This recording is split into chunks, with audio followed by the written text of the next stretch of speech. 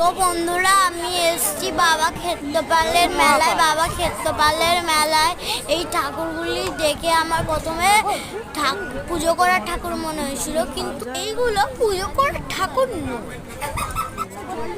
এইগুলি হলো এক একটি ভোলে বাবার বাঘ, যেগুলিতে করে বাবার মাথায় ঢালার জন্য জল আনা হয়েছে। তো বন্ধুরা আপনাদের কি মনে হয়েছিল, এগুলো বাঘ না অন্য কিছু?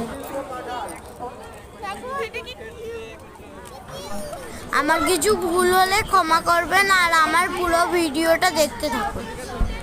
কি সুন্দর এইটা করেছে।